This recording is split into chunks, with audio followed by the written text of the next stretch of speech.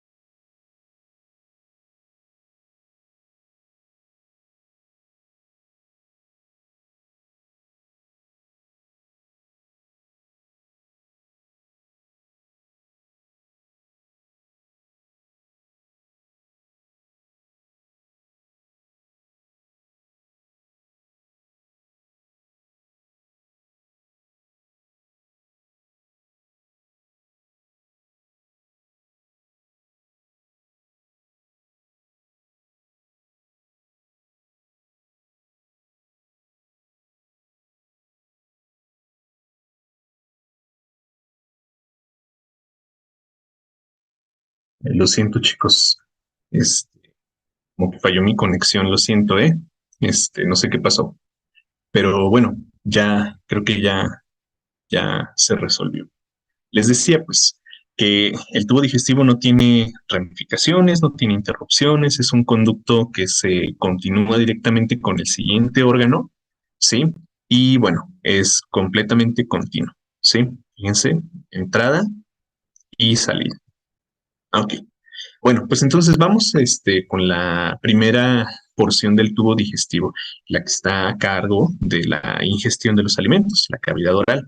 Entonces, chicos, esta cavidad oral, como lo dice su nombre, es pues eso, una cavidad, un espacio vacío, ¿sí?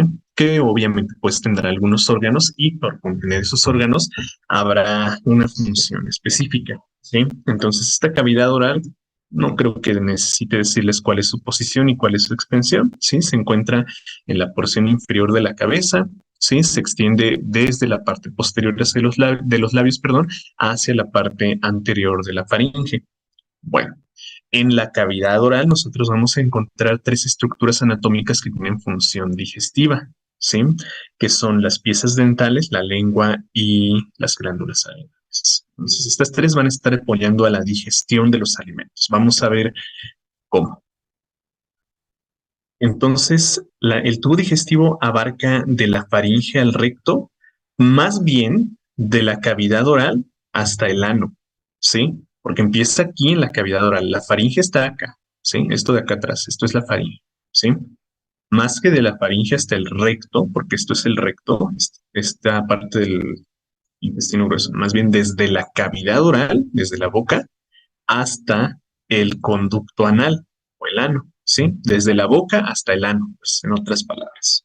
¿Sale? Bueno, ahorita lo van a ir viendo todo, ¿eh?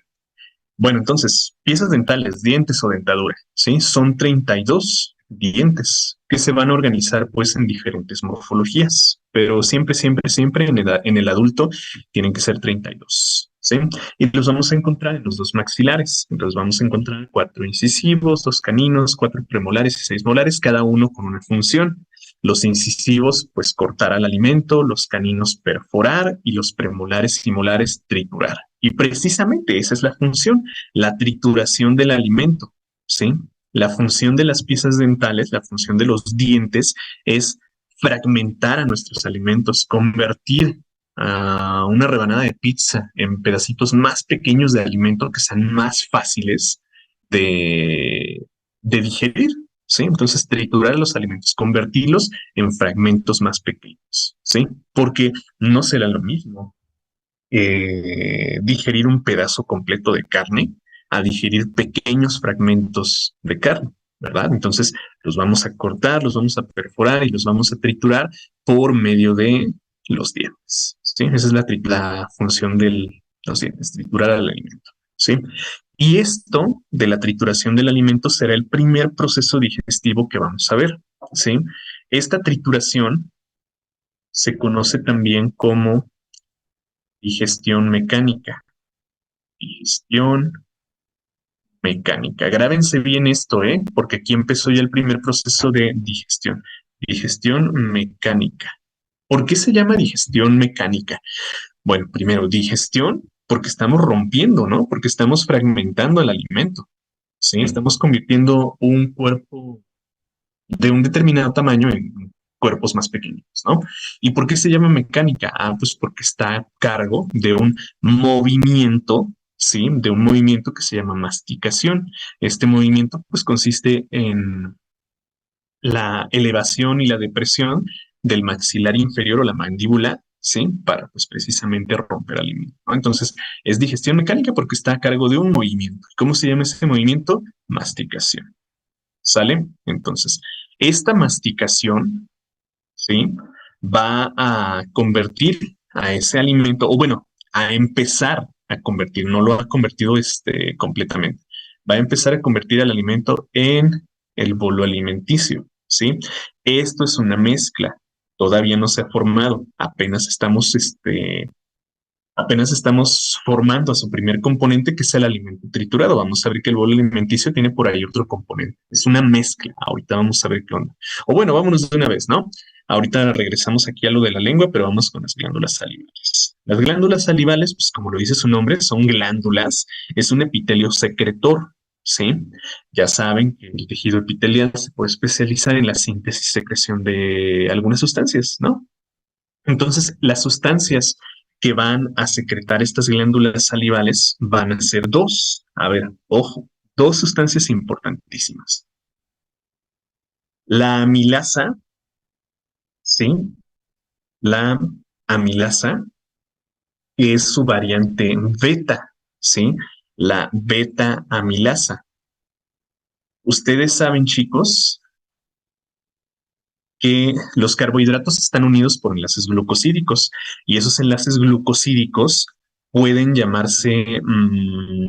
pueden denominarse como enlaces alfa o enlaces beta. ¿Qué significa que esta sea beta amilasa? Ah, pues que la amilasa rompe los enlaces glucosídicos beta. ¿Dónde están los enlaces glucosídicos beta?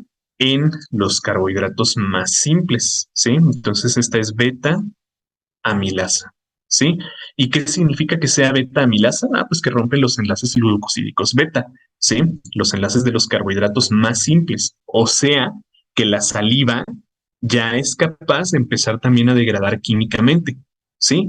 Muy ligeramente, sí, no es una digestión significativa, pero bueno, ya puede empezar a hacer ese proceso digestivo, ¿sí? Ya puede empezar a apoyar a otros órganos con esa digestión, ¿sale? Entonces, un componente de la saliva es la amilasa. Si se hace esta, pues como lo dice su nombre, romper los enlaces glucosídicos beta que encontramos en los carbohidratos más simples, ¿sale? Ahora, otro componente importante de la saliva es la mucina, ¿sí? O las mucinas, que son un conjunto de proteínas, ¿no? Estas mucinas, si recuerdan sus clases de histología, estas mucinas no son otra cosa más que lo que nosotros veríamos, pues macroscópicamente como moco, ¿sí? La mucina va a ser un conjunto de proteínas que forman moco, ¿sí? Solo que esta está en una proporción pues muy disminuida con respecto a las demás sustancias. Esta mucina la vamos a encontrar en una proporción de un 5%, ¿sí? En su mayoría la saliva será agua, ¿sí? Agua, un 95% agua y un 5% este moco, ¿sí? Entonces la mucina, entre sus muchas funciones, va a tener aquí, en la cavidad oral, la función de lubricar el paso del bolo alimenticio, ¿sí? Entonces la mucina o este moco, pues, servirá como un lubricante. Una vez que nosotros ya formamos al bolo alimenticio, vamos a ver que lo tenemos que deglutir, lo tenemos que hacer pasar, ¿sí? Y para que ese paso sea más fácil, bueno, pues esta mucina, parte importante de la saliva, ¿sí? De forma como un moco, como un gel, va a lubricar el paso del bolo alimenticio a través del tubo digestivo, ¿de acuerdo? Entonces, glándulas salivales, ¿qué secretan? Bueno, pues como se lo dice su nombre, saliva, ¿sí? ¿Qué son? Un 95% agua, ¿sí? La saliva es un 95% agua, un 5% mucinas y bueno, por ahí también ayudará en una pequeña, minúscula proporción amilasa, ¿sí? Que rompe a los, como les decía, a los monosacáridos más simples. Bueno, vamos a encontrar tres pares de glándulas salivales, ¿sí? Las glándulas parótidas, las glándulas sublinguales y las glándulas submaxilares, siendo las parótidas las más voluminosas, ¿sí? Las glándulas parótidas las vamos a encontrar en la porción lateral de la cara, ¿sí? A nivel de la articulación del maxilar inferior y el hueso temporal, ¿sí? O sea, por ahí por las orejas. Las sublinguales, como lo dice su nombre, debajo de la lengua y las submaxilares más profundo, cerca del hueso maxilar. ¿De acuerdo? Entonces son tres pares, parótidas, sublinguales y submaxilares. Vamos a verlas por acá. Aquí, esta sería la posición. A ver, vamos a marcarlas. Las más grandes, como les decía, serían las parótidas, ¿sí? Y las encontraríamos por aquí, ¿sí? Entonces, esta sería la posición de las glándulas parótidas, ¿sí? Por aquí, debajo de la lengua, aquí podemos ver la lengua, se encontrarían las glándulas sublinguales y más profundo estarían las submaxilares, ¿sí? Repito, las más grandes, las más voluminosas son las parótidas, ¿sí? Son las encargadas de sintetizar la mayor cantidad o la mayor proporción de saliva, ¿de acuerdo? Bueno, ahí lo tenemos. Glándulas salivales secretan saliva. ¿Qué es la saliva? Una mezcla de tres sustancias. Agua principalmente, mucina, que no es otra cosa más que moco, que sirve como un lubricante, y amilasa, que empieza a degradar los enlaces glucosídicos. Ok, entonces ¿se acuerdan que les decía que el bolo alimenticio era una mezcla, verdad? Les dije que el bolo alimenticio es una mezcla. Entonces ahora sí ya tenemos a todos los componentes de esa mezcla. El bolo alimenticio, entonces, vamos a ponerlo aquí, bolo alimenticio es la mezcla de, pues, por supuesto, alimento triturado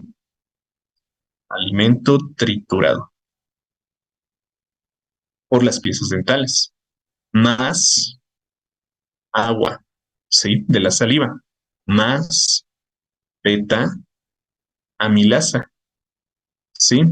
Más mucina, ¿sí? Moco. Y pues ya vimos cuál es la función de cada uno de esos tres componentes de la saliva, ¿sí?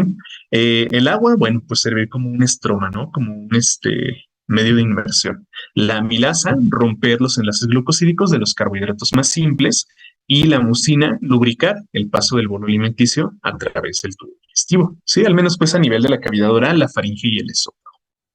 Ok, también en la cavidad oral vamos a encontrar otro órgano anexo que es la lengua. Esta lengua es un órgano pues eminentemente muscular, ¿sí? Está hecho, de hecho, de 17 músculos, ¿eh? Para que no se me confundan, porque luego me andan preguntando, profe, ¿y es verdad que la lengua es el órgano, perdón, el músculo más fuerte del cuerpo? No, no es el músculo más fuerte del cuerpo, porque, pues primero no es un solo músculo, son 17 de varias orientaciones, ¿sí? Y segundo, pues hay músculos con mayor potencia y mayor fuerza, inherente que la propia lengua. Entonces, no, no es el músculo más fuerte. Vamos a ver que esta lengua es uno de los pocos órganos, ¿sí? Que están formados por músculo esquelético.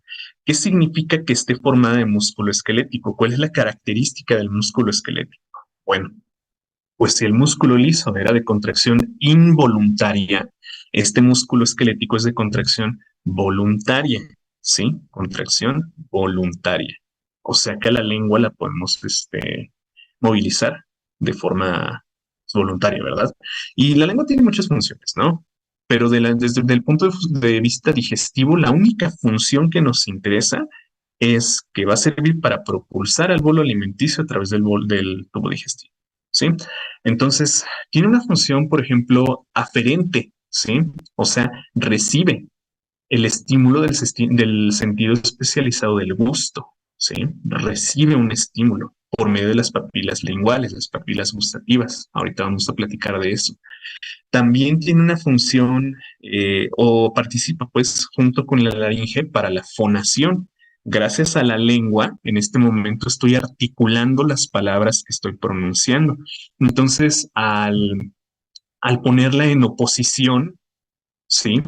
Junto con los dientes, con el paladar, con los labios, puedo modificar el sonido del aire que sale de la laringe, ¿verdad? Entonces, también tiene esa función, pero desde el punto de vista digestivo, la función de la lengua es la deglución, ¿sí? O sea, propulsar al bolo alimenticio a través del tubo digestivo, ¿no? Y de hecho podemos hacer el ejercicio en este momento, ¿sí?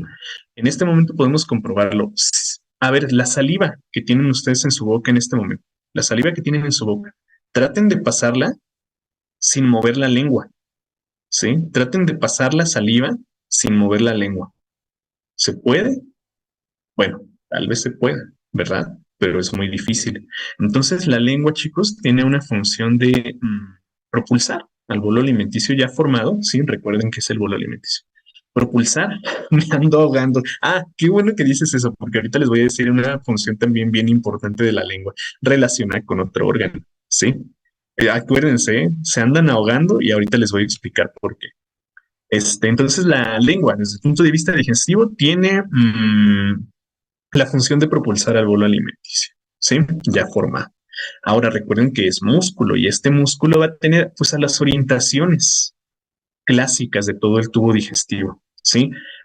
Haces longitudinales, haces transversales y haces oblicuos. En un momento les voy a explicar, pero esto lo vamos a estar mencionando en todo el tubo digestivo, ¿de acuerdo? Bueno, entonces, pues, la cavidad oral, como lo dice su nombre, es una cavidad en la que nosotros vamos a encontrar tres órganos anexos. Las piezas dentales que tienen la función de triturar a los dientes, ¿sí? La lengua, a los dientes, a los alimentos, perdón, triturar a los alimentos, lo siento. La lengua que tiene la función de propulsar al bolo alimenticio y las glándulas salivales que secretan saliva, que ya dijimos que es una mezcla de varias sustancias, ¿no? Ahí están sus funciones.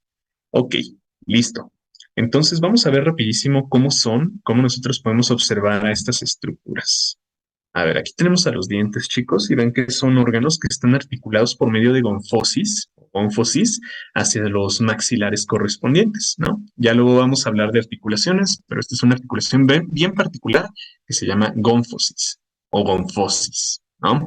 El diente, fíjense que tiene una estructura muy densa, ¿sí? Muy condensada sobre sí misma.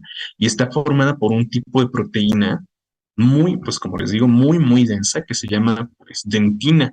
Esta dentina se va a organizar en haces transversales para formar pues una estructura muy rígida. Y mucho ojo porque luego se me confunden y me preguntan, entonces, ¿los dientes son huesos? No, los dientes no son huesos, no tienen nada que ver con huesos. Lo único que se le pudiera asemejar a un hueso es la capa más externa, ¿sí? A la que le llamamos esmalte, ¿sí? Entonces, este esmalte está formado por una proteína de la que sí están formados los huesos, que es por una proteína, perdón, por una sal que se llama fosfato de calcio, ¿sí? La famosa hidroxiapatita. Entonces, no son huesos, ¿sí? Los dientes no son huesos, no tienen nada que ver con la morfología de un hueso.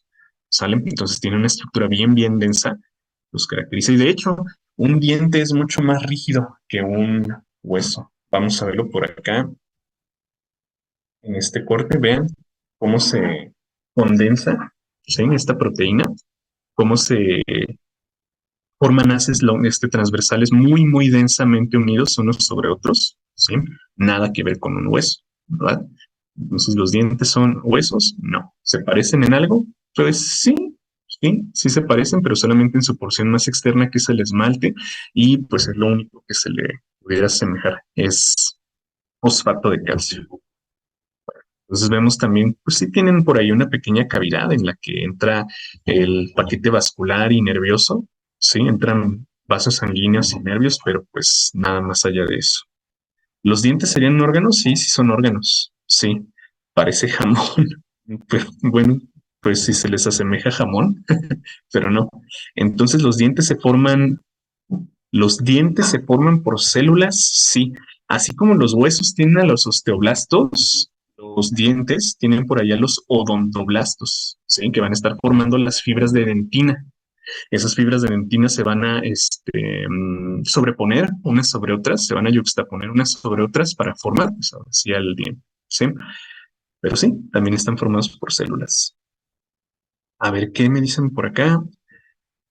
Mm, ¿Son glándulas exocrinas o serían mixtas? Las salivales, ¿verdad? Supongo, las glándulas salivales no son definitivamente exocrinas. La saliva no se secreta hacia los vasos sanguíneos, son exocrinas. La saliva va únicamente hacia la boca, entonces son exocrinas. Entonces, ¿es cierto que los dientes son los órganos más fuertes? Podríamos decirlo, sí, sí, son órganos muy, muy fuertes.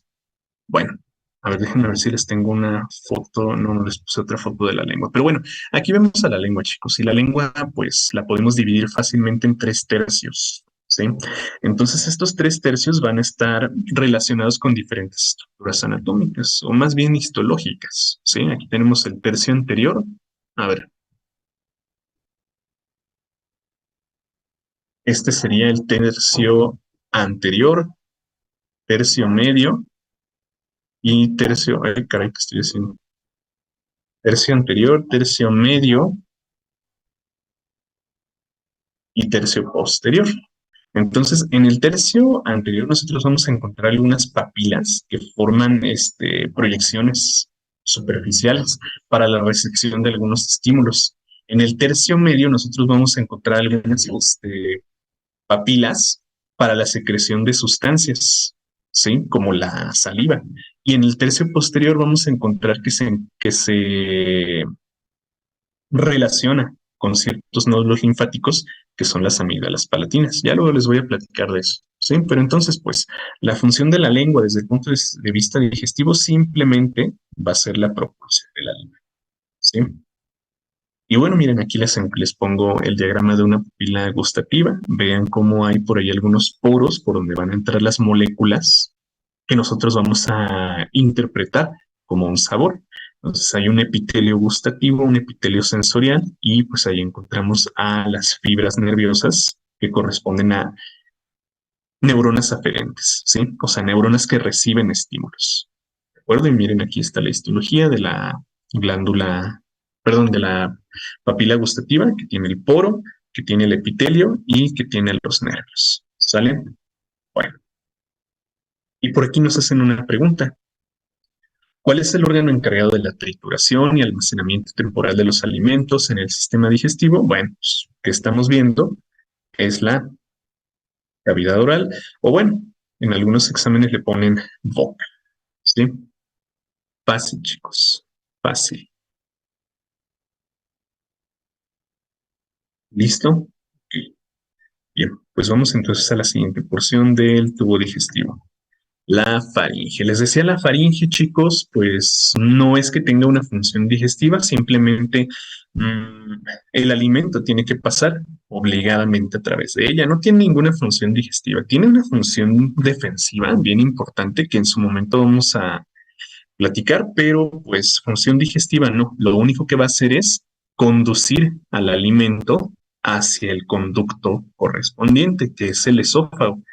Entonces, rapidísimo, nada más les platico que la faringe tiene tres porciones. La nasofaringe, que está en contacto con la cavidad nasal. Esta ahorita no nos interesa. La orofaringe, que está en contacto con la cavidad oral. Bueno, pues por aquí es por donde va a pasar el alimento, a través de la orofaringe hacia la laringofaringe, que está en contacto con la laringe. Tampoco nos interesa esa ahorita. O bueno, sí, ahorita les voy a platicar, pero ¿por qué? Y bueno, ya de la laringofaringe va hacia el eso, ¿sí? Y vamos a poner por aquí una pequeña animación para que vean por qué me interesa la laringofaringe, ¿sí? Aquí estamos viendo una animación en la que podemos ver cómo el alimento pasa por un conducto, ¿sí? Aquí lo estamos viendo, el bolo alimenticio, y el aire pasa por otro conducto, ¿sí? Entonces, en la laringe nosotros vamos a encontrar un cartílago, ¿sí? Que se eleva y se deprime, o sea, va hacia arriba y va hacia abajo, de acuerdo al proceso que vaya ocurriendo, ¿sí? Entonces, vean que aquí tenemos varios órganos, ¿no? Yo creo que ustedes pueden distinguir a este órgano que estoy señalando como fibras musculares. ¿Qué órgano estaba formado por músculo en la cavidad oral? Pues la lengua, ¿sí? Entonces recuerden, tenemos que empujar a ese músculo para deglutir. Tenemos que contraer a los músculos de la lengua para deglutir, ¿sí? Para pasar el alimento. Y al contraer a ese músculo, al hacer el movimiento de deglución, fíjense cómo empujamos con la lengua hacia atrás, ¿sí? Empujamos hacia posterior y también hacia inferior, ¿sí? O sea, estamos empujando hacia atrás y hacia abajo. Y eso va a provocar el cierre. Vean cómo se cierra por un momento el cartílago epiglótico. Este que estamos viendo aquí es el cartílago epiglótico, ¿sí? Entonces, este cartílago epiglótico va a mediar el paso de alimento, fíjense, alimento hacia el esófago y aire hacia la laringe. Por eso me decían ahorita, ay, es que me ahogo, ¿verdad? Sí, si no usamos la lengua para deglutir, no vamos a cerrar el cartílago epilótico. Y entonces, ¿qué va a pasar? El alimento, en vez de irse hacia el esófago, va a pasar a la laringe, ¿sí? Y nada tiene que hacer el alimento en la vía respiratoria. Entonces, esa es la función de la lengua también, deglutir, ¿sí? Pero al deglutir, cerrar el cartílago epiglótico para evitar el paso de alimento la laringe, ¿sí? Proceso que se llama broncoaspiración, ¿sí? Bueno, si llegara pues a llegar hasta los bronquios, ¿de acuerdo? Entonces, pues, chicos, en la laringofaringe, pues vamos a encontrar este cartílago epiglótico que lo que hace es evitar el paso de alimento hacia la vía respiratoria, ¿no? Me dicen, entonces, cuando se nos va el agua por otro lado, pasa por donde pasa el aire, exactamente, ¿sí? Entonces, literalmente se nos va, perdón, por otro lado, ¿sí? Así, literalmente se nos fue por otro lado, por la vía respiratoria. Y me preguntan por acá, ¿qué pasa si se nos va por otro lado? Pues nada, se va a desencadenar el reflejo tusígeno, ¿sí? La tos, pues, se va a desencadenar la tos y en la tos lo que pasa es que se contraen los cartílagos de la tráquea para empujar el aire hacia afuera, ¿sí? Para empujar aire hacia afuera y con ese aire pues se tratar de expulsar al alimento que se aspiró, ¿sí? Entonces pues no pasa nada, a menos pues que sea un bolo que pudiera obstruir por completo la vía respiratoria, entonces ahí sí, si la vía aérea se obstruye por completo, pues ya valió, ¿no? Entonces, pues, por eso luego también a los pacientes a los que se les va a poner anestesia se les recomienda ni tomar agua ni comer alimento durante un periodo de al menos unas 8 horas, ¿sí? Porque durante un momento, mientras se está intubando al paciente que se le va a hacer algún procedimiento, el músculo liso se relaja y si hay alimento puede pasar eso que les digo, la broncoaspiración. Se obstruyen las vías respiratorias, no hay entrada de aire y pues ahí sí se nos petateó el paciente. ¿Sí? Entonces, bueno, pues sí es importante también la laringofaringe porque a nivel de la laringofaringe se, se encuentra el cartílago epiglótico encargado de mediar el paso de alimento hacia el esófago y de aire hacia la laringe. Entonces, no se me confundan, ¿sí? No se me confundan. Vean, esto de atrás, la parte posterior es el alimento, perdón, es el esófago por donde pasa el alimento. Y la parte anterior es la laringe, ¿sí? Por donde pasa el aire. Me dicen por acá, el tubo La sonda que se utiliza para una intubación pasa por el hoyito, sí, pasa por aquí. Se utiliza una herramienta, chicos? O sea, no es así como que nada más metan el tubo y ya. No, utilizan una herramienta para precisamente abrir el cartílago epiglótico y abrirle paso a esa sonda, respiratoria. Pero sí, pasa por aquí, sí. eh, Se te va por otro lado y termina saliendo por parte de la nariz. Ah, cuando pasa, ¿qué pasa cuando te sale agua por la nariz? Bueno, fíjense que la cavidad oral, sí, y la cavidad nasal también tienen comunicación. Entonces, si el alimento no se va al esófago, si la boca está cerrada, pues el único camino que va a tomar es la nariz, ¿sí? Entonces, pues eso es lo que pasa. Se obstruyen todos los demás conductos y pues no queda de otra más que irse hacia la nariz, ¿sí? ¿Cuál es la función de la faringe? Entonces, simplemente conducir, ¿sí? La faringe es simplemente una mucosa, conductora, ¿sale? Entonces, nada más conducir el aire, ¿de acuerdo? Al fumar ese humo pasa por la faringe, entonces pasa por el cartílago epiglotis. Sí, o sea, tiene que pasar por la faringe. Recuerda que todo esto, todo esto, todo esto es faringe, ¿sí? Cuando fuman, el humo pasa por la cavidad oral, ¿sí? Y pasa también por la faringe, ¿sí? Como no están deglutiendo, ¿sí? Como no están empujando a la lengua hacia abajo, ¿hacia dónde se va el humo? Pues hacia la vía respiratoria, ¿sí? Entonces, cuando fuman, se pasa por la vía respiratoria. No estás deglutiendo, no estás cerrando el cartílago epiglótico. Entonces, está entrando la vía respiratoria, ¿sí? Imagínate eso, que entre ese humo lleno de cochinadas a tus vías respiratorias, ¿sí? Entra directo a la vía respiratoria. Por eso cuando fuman se puede sacar el humo por la nariz. Ajá, exactamente. Si bloquean, ahorita les voy a platicar algo sobre el esófago, ¿sí? Si bloquean el paso de alimento, bueno, el paso pues hacia el esófago, si bloquean la cavidad oral, la única porción por donde puede salir es la cavidad nasal. Entonces sí, por eso a veces se puede sacar el humo por la nariz. Bueno, conducir el bolo alimenticio es lo que hace la faringe. Ajá, exactamente. El bolo alimenticio y aire, ajá, muy bien. Eso es lo que hace la faringe. Bueno, vamos pues, vamos pues a avanzar, chicos, para no atorarnos tanto por aquí. ¿Cuál es el órgano encargado? Ah, esta ya la contestamos, es la boca. He visto gente que hasta se lo saca por las orejas. Sí, porque también vean que por aquí a nivel de la nasofaringe, a nivel de la nasofaringe está la trompa auditiva. Mira, este pequeño orificio que vemos aquí, la trompa auditiva o el conducto auditivo o la trompa de Eustaquio, ¿sí? Que conecta pues directamente con el oído. Entonces, sí, también se puede, que no debería. Bueno.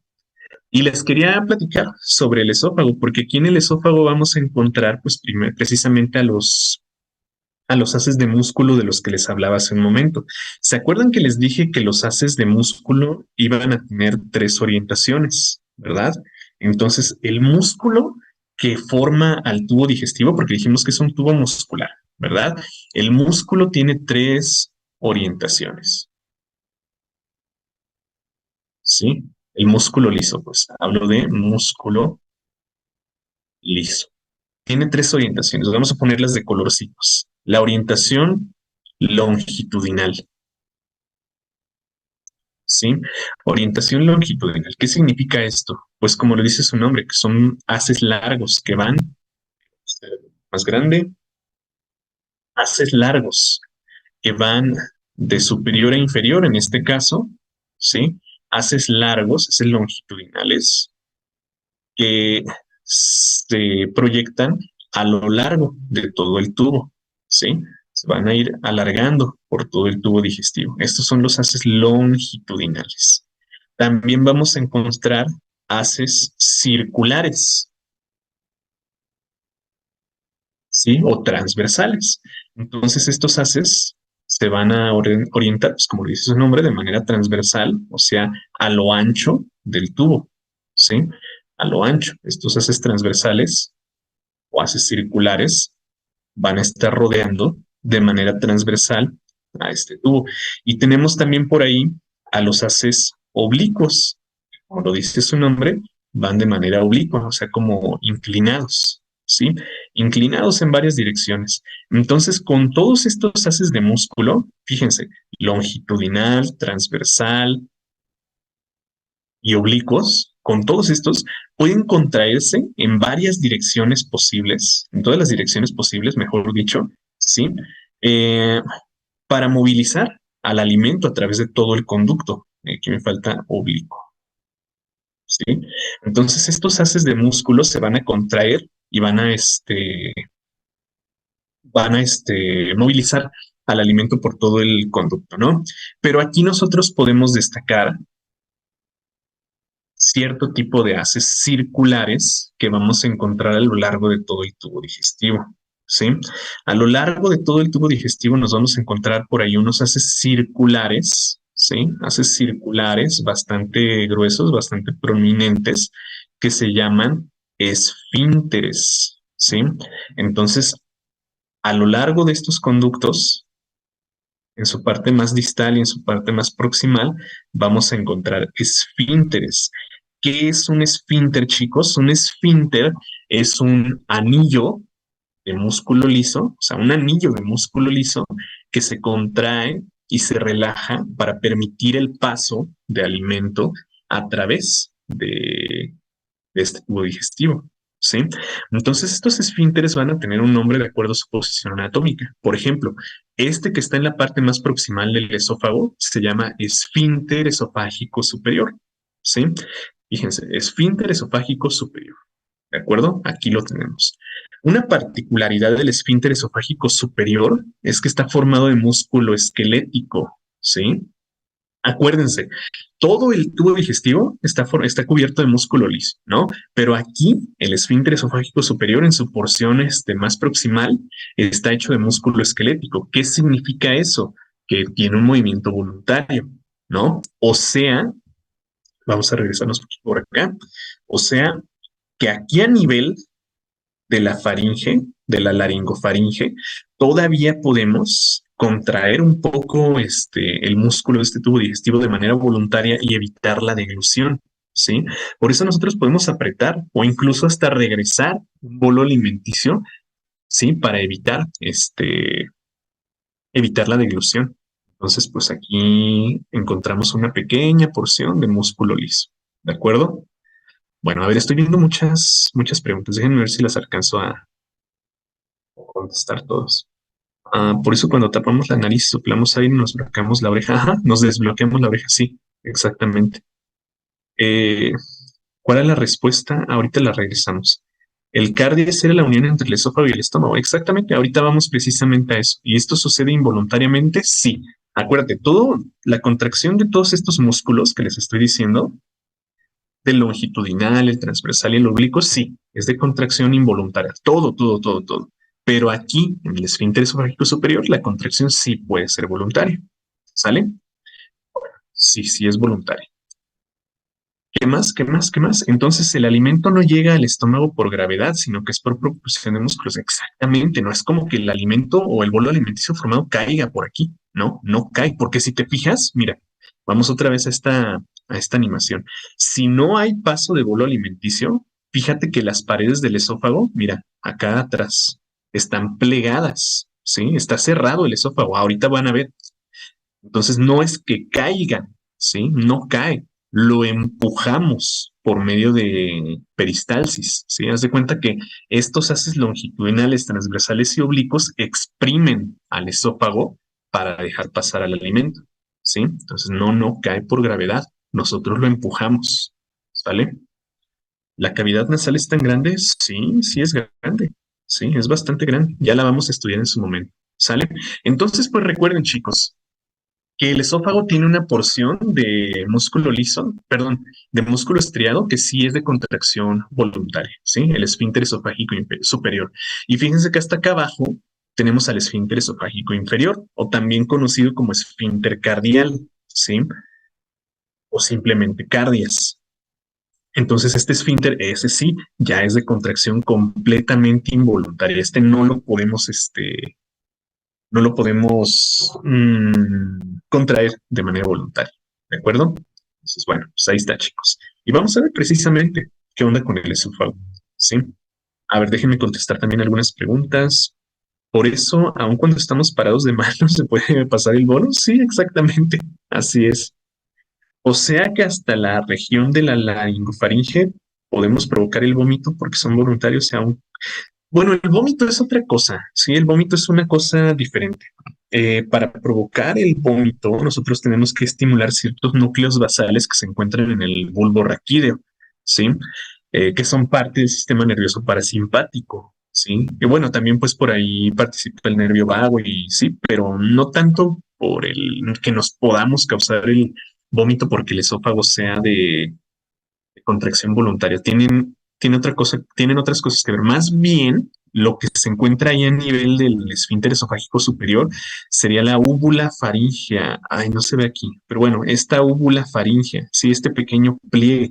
Fíjate que este pliegue sí está conectado directamente con el bulbo raquídeo, sí, está por acá conectado con el bulbo raquídeo y sí tiene una función eferente, que es pues precisamente enviar un estímulo de contracción al intestino, al estómago y al esófago para regurgitar el alimento. Pero no tanto, no tiene que ver con que aquí haya músculo esquelético, ¿eh? ¿Por qué cuando tomas agua con hambre sientes como que se hace ese proceso? ¿Qué proceso? Ya me fui por otro lado. A ver, recuérdame, dime a qué proceso te refieres para contestarte con certeza. Cuando se me atoran las pastillas es por la contracción de la faringofaringe, laringo, ¿eh? Laringofaringe. No, no, más bien como que tú estás haciendo, bueno, sí, podríamos decir, tú estás haciendo inconscientemente una contracción de este esfínter, ¿sí? Inconscientemente cierras tu garganta, entonces pues ni pienses que estás tomando un medicamento, tú nada más pásalo y va a pasar, ¿sí? Tu propio esófago lo va a empujar hacia abajo, ¿sí? Pero bueno, ya me estoy atorando mucho aquí. Vamos por acá. En el esófago, miren chicos, que podemos ver esa característica que les decía. Vean que las paredes del esófago están plegadas, ¿sí? O sea, no son una circunferencia, están como colapsadas sobre sí mismas, están pegadas, pues. Y algo que quiero que noten aquí es, pues, que podemos observar las cuatro capas el tubo digestivo de las que les hablaba. Miren, tenemos una capa mucosa que corresponde a un epitelio escamoso poliestratificado. Aquí sigue siendo escamoso, ¿sí? Luego tenemos una capa submucosa que evidentemente consiste en un tejido conjuntivo denso y irregular. Luego, fíjense que tenemos una gruesa capa de músculo liso, ¿sí? Vean el grosor de este músculo, ¿sí? Todo esto es músculo liso, ¿sí? Para precisamente propulsar al alimento. Y en la parte más exterior, pues podemos ver un tejido adiposo unilocular, ¿sí? Entonces tenemos piel sin queratina, tejido conjuntivo, músculo liso y grasa. Esas son las cuatro capas, ¿sí? Bueno, pues ahí está, chicos. A ver, ¿qué más tenemos por acá? Bueno, pues vean cómo hay diferentes relaciones anatómicas en el paso del esófago a través de la cavidad torácica. ¿Sí? Se relaciona hacia anterior con la tráquea y con la aorta, hacia posterior con la pared posterior de la cavidad torácica y hacia inferior con un músculo bien importante, el diafragma. ¿Sí? Entonces vean que el esófago va desde la cabeza hacia el cuello, atravesando la cavidad torácica y también hacia la cavidad abdominal. Entonces, para pasar hacia la cavidad abdominal, tiene que atravesar pues, precisamente un conducto. Entonces, miren, esto que estamos viendo aquí es el diafragma. Todo este músculo es el diafragma. Entonces, para pasar hacia la cavidad abdominal, el esófago tiene que atravesar el diafragma. Entonces, aquí vean que tenemos varios orificios, ¿no? Por ejemplo, aquí, este orificio grandote corresponde al orificio de la vena cava inferior.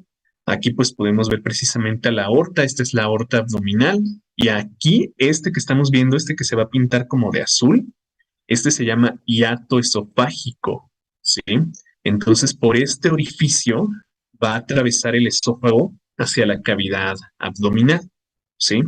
Va a atravesar hacia la cavidad abdominal y se va a dilatar, ¿sí? Entonces, vean por acá, esta vista lateral, cómo el esófago atraviesa el diafragma a nivel del hiato esofágico, se dilata y forma un saco epitelial que se llama estómago.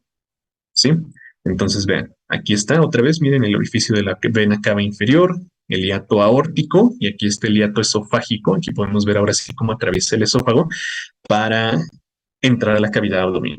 ¿Sale? Entonces, me escucharon, ¿no? Decir que se dilata, porque precisamente en la cavidad, ustedes saben que en la cavidad torácica hay una presión diferente a todo el resto del cuerpo, ¿sí? Porque tenemos músculos que están contrayendo esa cavidad, el diafragma precisamente y los músculos intercostales. Entonces, la contracción de estos músculos lo que hacen es del, aumentar la presión de la cavidad torácica.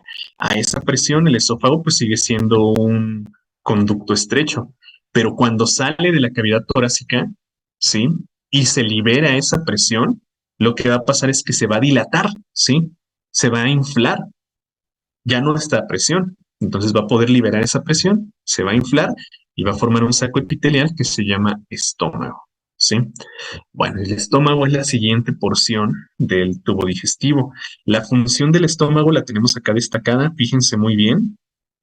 El estómago tiene dos funciones. Uno, homogeneizar a los alimentos. Ahorita les explico a qué me refiero con eso. Y dos, el procesamiento químico, la digestión química, pues, de los alimentos. ¿Sí? Entonces, chicos, a ver, vámonos para acá, este diagrama. Y aquí podemos ver las paredes del estómago. ¿Qué son estos? Músculos, ¿no? Y podemos ver precisamente músculo de orientación longitudinal, ¿sí? A ver, vamos a marcarlo para que lo puedan identificar. Músculo de orientación longitudinal. Estos son los haces longitudinales, ¿sí? Músculo de orientación transversal o más bien circular, pues, estos, ¿sí? Y músculo de orientación oblicua. Aquí lo vemos, miren, músculos o haces oblicuos, ¿sí? Entonces, todos estos se van a contraer al unísono para poder contraer a todo este saco, que es el estómago. Y al contraerlo y relajarlo, van a estar mezclando. Imagínense que están ahí revolviendo el alimento, ¿sí? Entonces, el bolo alimenticio entra a través del esófago, llega al estómago y en el estómago en un momento vamos a ver que hay una sustancia que se llama jugo digestivo. Ese jugo digestivo va a tener la función, como decíamos, de procesar químicamente, de digerir químicamente al alimento, ¿sí? Acuérdense, a nivel de la cavidad oral ya ocurrió la digestión mecánica, ¿sí?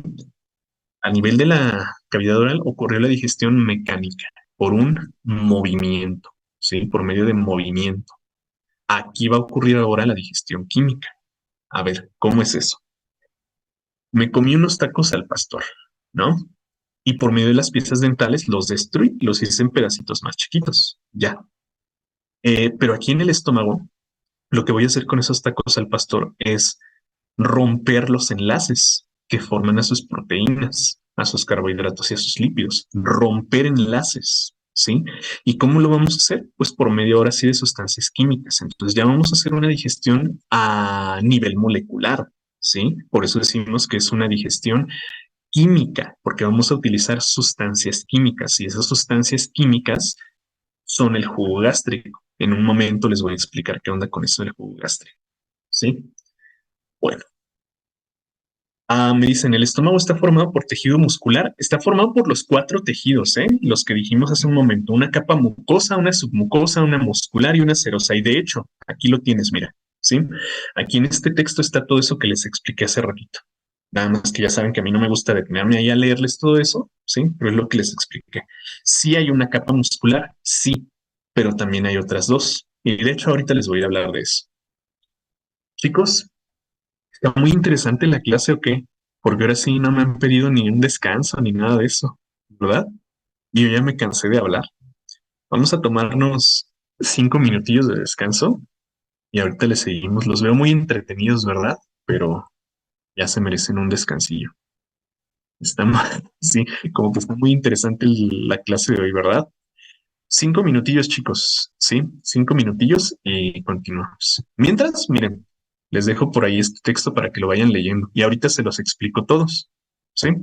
Lean mientras este texto, vayan por agua, vayan por un sándwich, vayan por unos chetos y si traen chetos me traen. y en 5 minutos regresamos. Adelante, chicos. A comer, no, todavía no, espérate, todavía nos quedan. Ay, no es cierto. Iba a decir 2 horas, pero no nos queda 1 hora. Bueno, vayan por su comida y comen mientras escuchan la clase. Miren qué adecuado, ¿no? Bueno, vayan, muchachos. ¿De cuáles chetos? Pues de los naranjas. Espero mis chetos, ¿eh?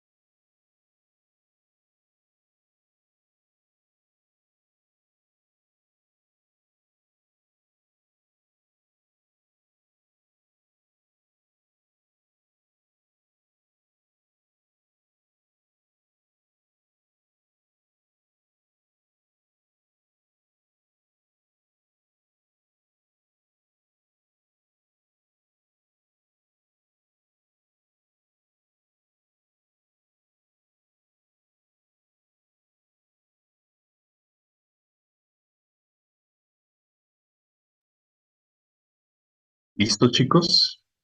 Yo creo que ya, ¿no? Ya estamos listos para continuar. A ver, me pedían por acá por el chat que explicara otra vez sobre la dilatación. Bueno, les decía que por acá por la cavidad torácica eh, hay una presión aumentada. O sea, no es la misma presión que se encuentra en la cavidad abdominal o en el exterior de nuestro cuerpo. Está como por 0.5, 0.7 G mayor que el exterior o el resto de nuestro cuerpo, ¿no? Entonces, esa presión aumentada lo que hace es estrechar a este conducto, o sea, mantener delgadito al esófago, ¿sí? Así como lo vemos aquí. Pero cuando atraviesa al diafragma y entra a la cavidad abdominal donde ya no hay presión, pues lo que pasa es que se dilata, se infla, pues, ¿sí?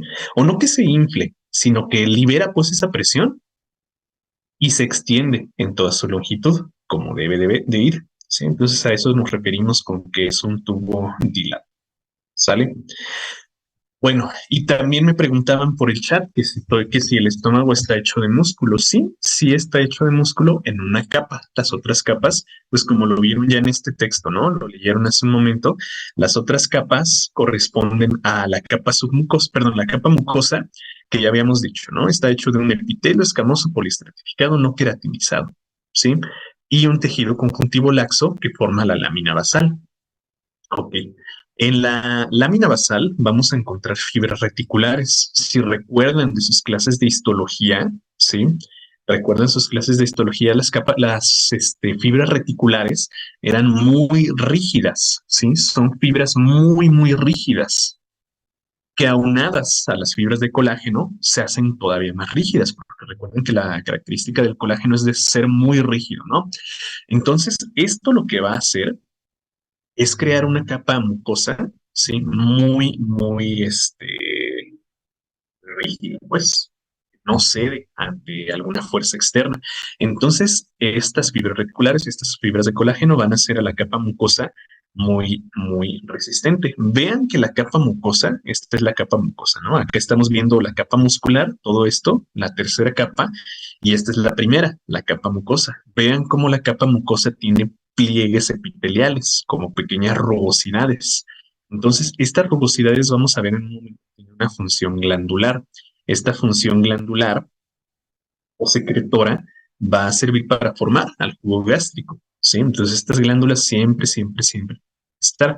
Si nosotros quisiéramos estirar a esta mucosa para hacer lisa a la mucosa del estómago, antes de que se diera para hacerse plana, lo romperíamos, ¿sí? Porque recuerden, está hecho de, bueno, la lámina basal está hecha de fibras reticulares que son muy rígidas y fibras de colágeno que son igual de rígidas, ¿sí? Entonces, pues, no podríamos nosotros aplanar esta capa mucosa o no podríamos quitar estos pliegues por esa cuestión, ¿sale?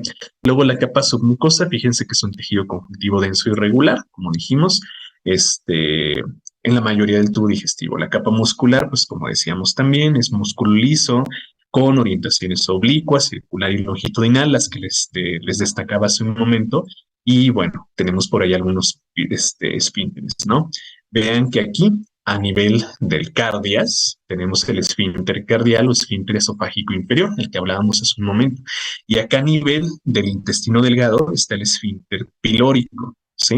Aquí está el esfínter pilórico. Pues hay dos esfínteres aquí, esfínter cardial y esfínter pilórico, o simplemente cardias y píloro. Solo que aprenden a discernir. Cardias y píloros son las zonas anatómicas, las regiones anatómicas, y los esfínteres son esfínter pilórico, perdón, esfínter cardial y esfínter pilórico. Cardias y píloro son regiones anatómicas, ¿sale? Bueno, ok, ok. Y bueno, pues aquí vemos precisamente un corte histológico de la mucosa gástrica, ¿no? Que precisamente corresponde a un epitelio glandular. Sí es un epitelio escamoso, pero vean cómo hay invaginaciones de ese epitelio que corresponden precisamente a glándulas, ¿sí? Entonces aquí hay una glándula. Algo que no les he destacado hasta ahorita y que les quiero destacar ahora, um, es que entre la capa mucosa y la capa submucosa hay otra capa histológica, ¿sí? Fíjense que aquí tenemos la capa muscular, ¿sí? Una capa muscular bastante prominente.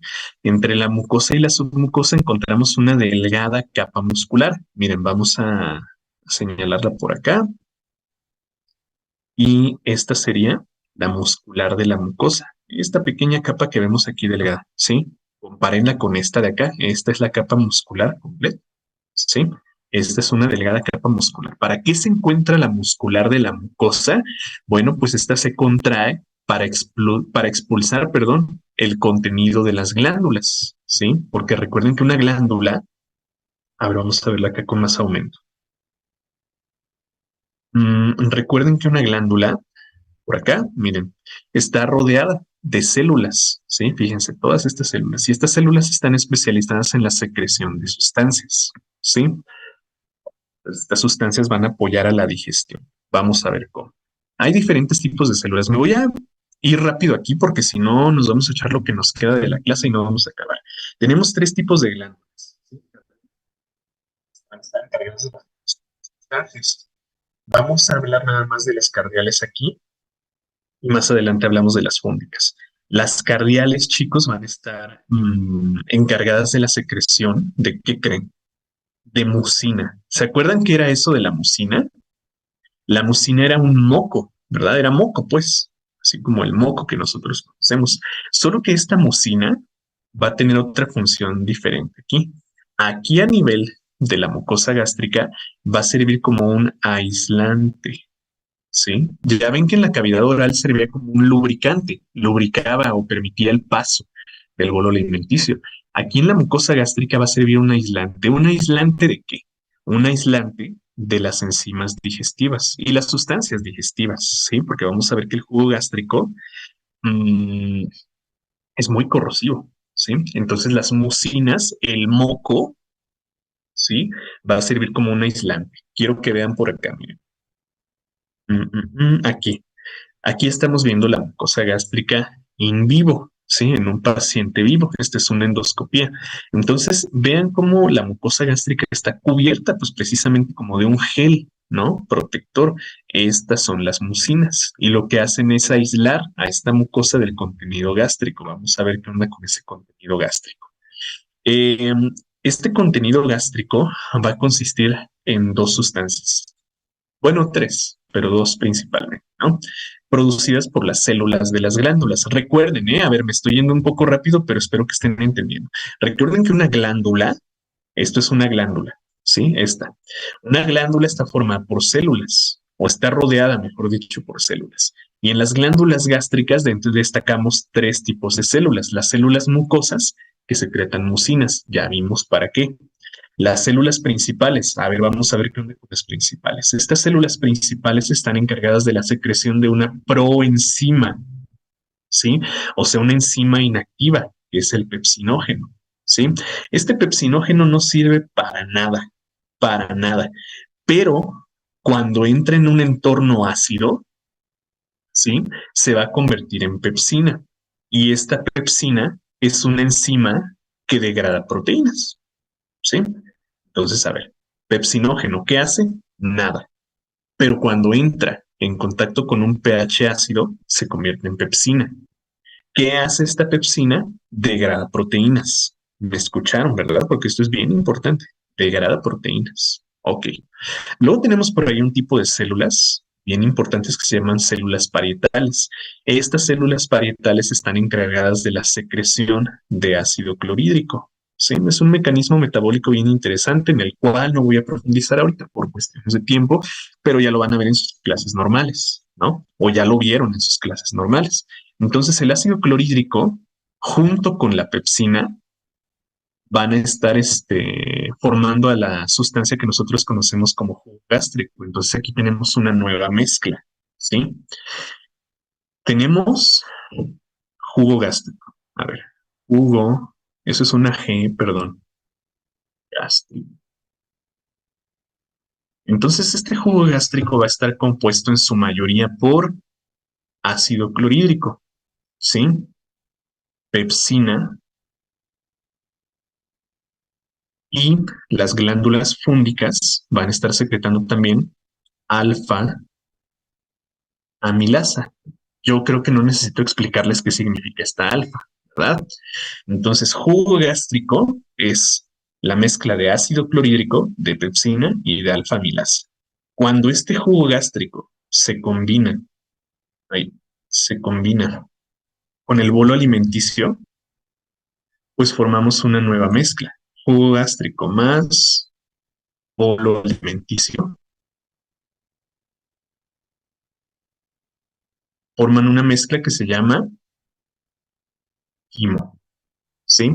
Y este quimo ya es el resultado del, del procesamiento químico, de la digestión química de los alimentos, ¿sí? Recuerden que el bolo alimenticio era alimento triturado y, bueno, las sustancias de la saliva, ¿no? Entonces, este alimento triturado más el jugo gástrico, más las sustancias que lo van a degradar, forman alquimo, ¿de acuerdo? Entonces, pues, de esta manera ya va a iniciar la digestión química, ¿de acuerdo? A ver, me dicen, ¿por qué si se sube esta sustancia el esfínter cardial lo puede llegar a quemar? Ah, sí, miren, no me detuve mucho en esto, pero tal vez recordarán que en estas presentaciones les pongo diapositivas de importancia clínica. Y eso que me preguntan es precisamente lo que viene aquí. Entonces, léanla, chicos. Siempre, siempre que vean estas diapositivas de importancia clínica, léanlas porque les traigo muchas de esas inquietudes que pudieran tener. Entonces, aquí les estoy hablando de la disfagia esofágica, ¿no? O de también una esofagitis por reflujo. Entonces, eso que nosotros conocemos como reflujo es, pues, precisamente el regreso del alimento o del jugo gástrico, pues, hacia el esófago, que causa una sensación de acidez, porque pues precisamente se está degradando el epitelio. Entonces, la respuesta a esa pregunta que me hiciste, sí, está en esa diapositiva de importancia clínica. Me gustaría explicárselos con muchísimo detalle, pero luego ya ven que me he hecho toda la clase en eso. Entonces, mejor no perdamos el tiempo en eso. ¿Sale? Entonces, pues aquí, chicos, tenemos ya una nueva mezcla, que es el jugo gástrico. Cuando el jugo gástrico se combina con el bolo alimenticio, se forma el quimo, ¿sí? ¿Qué es el quimo? Bueno, pues el quimo ya es el resultado de la digestión, ¿sí? El quimo es ya el resultado de la digestión. Aquí nosotros vamos a encontrar precursores moleculares, ¿sí? Quiero decir, los aminoácidos de las proteínas, los monosacáridos de los carbohidratos y los ácidos grasos de los lípidos, ¿vale? Bueno, ahí está. Muy bien, chicos. Vamos entonces por acá. Les digo, me hubiera gustado explicarles con mucho detalle el mecanismo de la síntesis del ácido clorhídrico, pero si me tengo ahí, ya no salimos, ¿sí? Entonces vamos a dejarlo mejor para otra clase. Les digo, ya se los van a explicar en sus clases normales. A ver, aquí tenemos una pregunta. Etapa en la que un alimento que se incorpora al organismo es degradado física y químicamente. ¿Cómo se llama eso? Degradación. Exactamente, chicos. Sería digestión, ¿sí? En este caso sería digestión. Muy bien.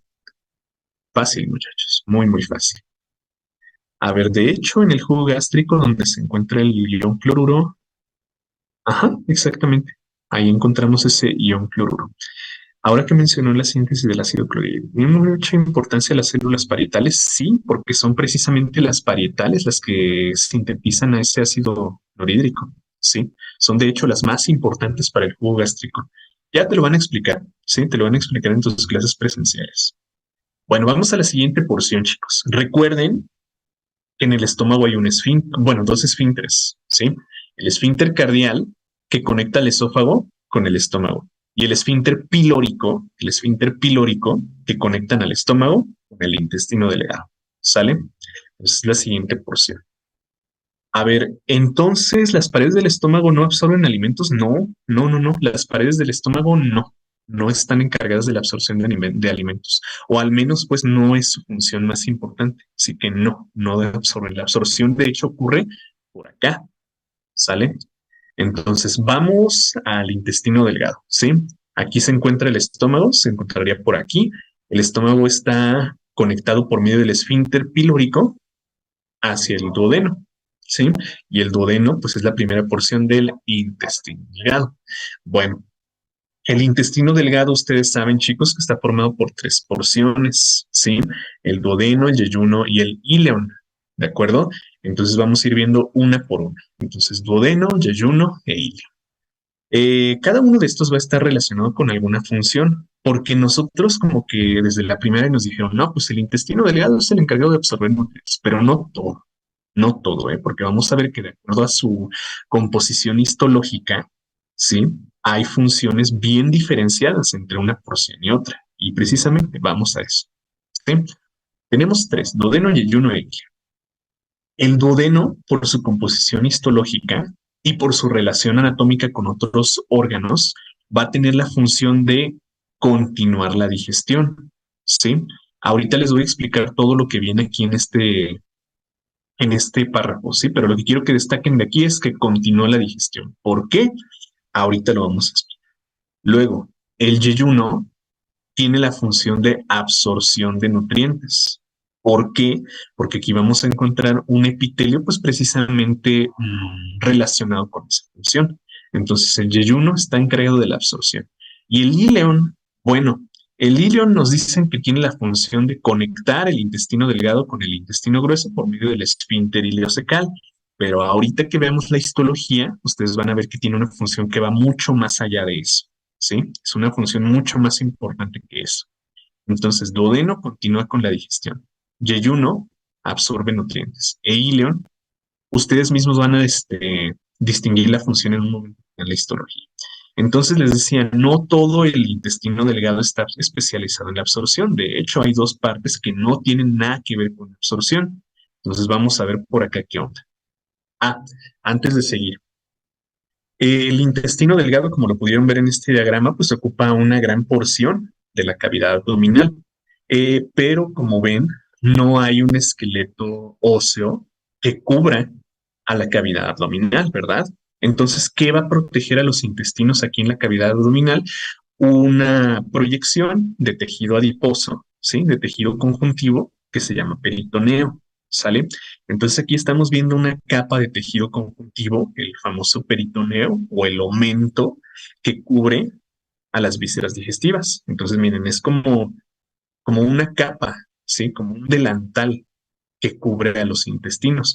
Pende de los apéndices omentales del intestino grueso, ¿sí? Aquí estamos viendo su relación con el intestino grueso y miren cómo cuando levantamos está pues precisamente estrechamente relacionada, ¿no? Entonces, esto que estamos viendo aquí, esta capa de tejido conjuntivo adiposo, es el peritoneo, ¿sí?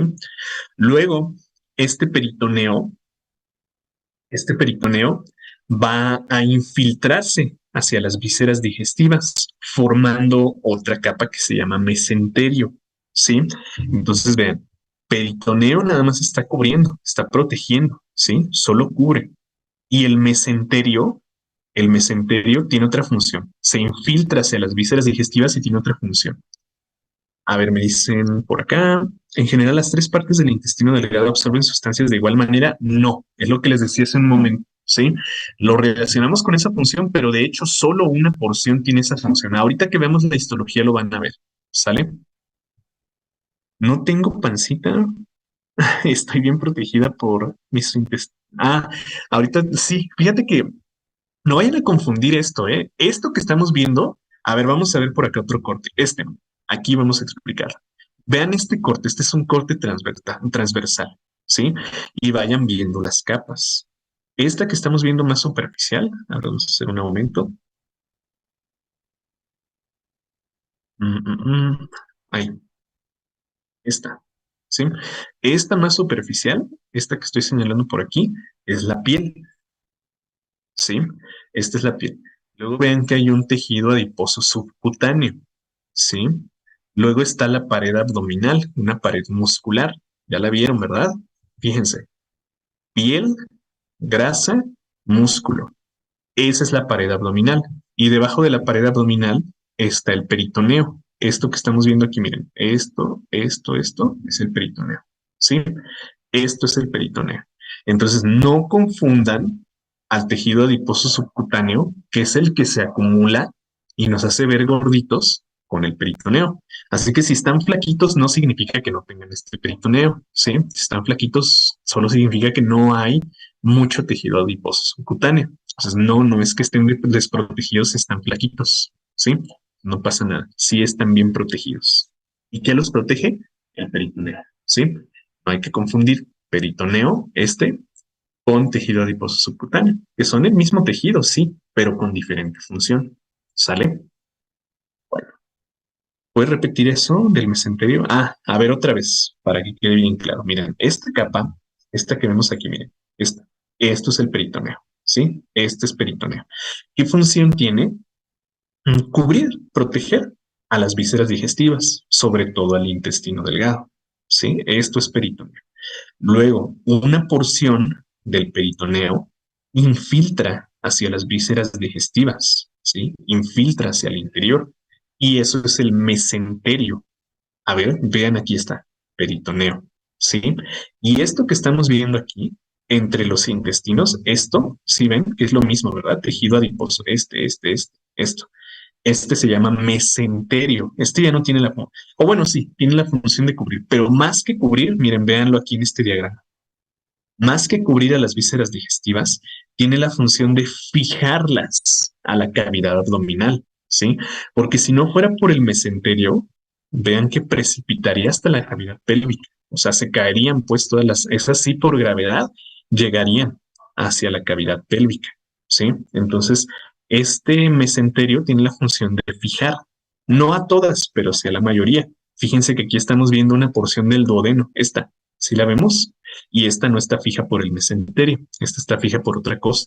Entonces, peritoneo, este cubre, mesenterio fija, ¿sí? Solamente fija a las vísceras digestivas, ¿de acuerdo? Ok, miren, aquí está otra vez. Este es peritoneo que cubre y este es mesenterio que fija, ¿de acuerdo? Ahí está. Bueno, entonces esa es la diferencia para que quede más claro. A ver, el peritoneo protege, sí, exactamente lo que estábamos diciendo. El peritoneo simplemente va a proteger. ¿Y los llenitos tenemos doble protección? Pues sí, estamos un poco más blindados los que estamos llenitos. Los a los intestinos también se les dice vísceras. A los órganos que están dentro de la cavidad abdominal se les dice vísceras. El hígado, el vaso, bueno, aquí no se ve el vaso, el páncreas, el estómago, los intestinos son vísceras. Sí, todos los que están en la cavidad abdominal son vísceras. Entonces, peritoneo cubre y mesenterio fija, correcto, muy bien, este mesenterio fija. No a todos, pero sí a la mayoría, ¿sale? ¿Hay espacios vacíos entre los intestinos? Sí. Bueno, no vacíos. Que si no fuera pues por el mesenterio, sí estarían vacíos. Sí, sí. Pero para eso está el mesenterio, ¿sí? Recuerden que el mesenterio es tejido conjuntivo, ¿eh? Y una función del tejido conjuntivo es pues, precisamente rellenar espacios vacíos, ¿sí? Rellenar espacios vacíos. ¿Para qué? Pues en este caso para fijar y proteger. Y el mesenterio es esa grasa que tiene la tripa cuando la Sí, exactamente. Han visto, a ver, ¿se acuerdan que ahorita les mencioné un término, ¿no? Apéndices omentales. Estos, miren, estos que vemos aquí, de donde se van perdón, de donde se bajan de las austras hacia abajo, estos se llaman apéndices omentales, ¿sí? El mesenterio tendría más o menos una estructura así, ¿sí? Como esos apéndices omentales. Y esos apéndices son pues precisamente los que se ven, las tripas con las que nos hacen nuestros tacos. Pero sí, sería grasa, pura grasa. Ok, bueno, entonces aquí vemos, chicos, la morfología del intestino, ¿no? Y yo creo que aquí ustedes ya pueden ver que la capa mucosa ha sufrido una transformación histológica, ¿verdad? Fíjense que ya no es un epitelio escamoso. ¿Qué morfología vemos aquí en estas células? Son ahora más bien cilíndricas, ¿verdad? Porque aquí veremos que estas células cilíndricas tienen una función diferente. Las vellosidades, exactamente. Estas son las famosas vellosidades intestinales o enterocitos, ¿sí? Y bueno, miren, destacamos otra vez capa mucosa de epitelio cilíndrico, una capa submucosa, una capa submucosa de tejido conjuntivo evidentemente denso y irregular, una capa muscular y acá vemos, acá, la capa serosa, ¿sí? Pues ahí están otra vez las cuatro capas del tubo digestivo. Y bueno, me hablaban precisamente de las vellosidades, ¿no? Vamos a ver qué onda con estas, porque tenemos 4 grados de plegamiento aquí en la mucosa intestinal. La mucosa intestinal va a ser bien característica, precisamente por eso. Tenemos a los pliegues circulares, tenemos a las vellosidades, tenemos a las glándulas y a las microvellosidades. Ojo, ¿eh? No confundan vellosidades con microvellosidades. Vamos a verlo por acá. Bien, aquí está. Esta sería una sección de la mucosa intestinal, del epitelio intestinal. Entonces tenemos 4 grados de plegamiento. Atentos, ¿sí? Número 1, o pliegues de primer grado. Estas son las famosas pliegues circulares. Este es un pliegue circular. ¿Sí? Entonces, este pliegue circular no es otra cosa más que una evaginación de la capa submucosa. ¿Sí? Vean que todo esto que es como grisecito, ¿sí? Es un tejido conjuntivo denso y irregular. ¿Sí? Entonces, este se evagina hacia el exterior y forma una vellosidad intestinal. Vellosidad, ¿sí? Luego, el pliegue de segundo grado es una célula, ¿sí? Este es el famoso enterocito.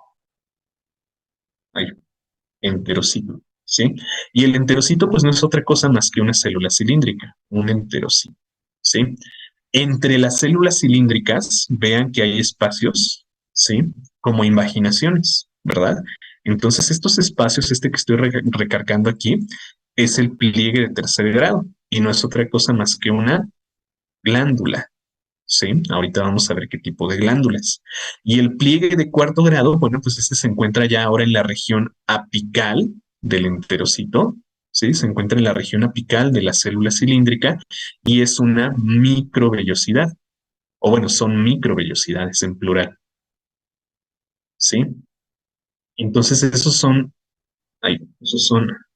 los 4 grados de plegamiento de la mucosa intestinal.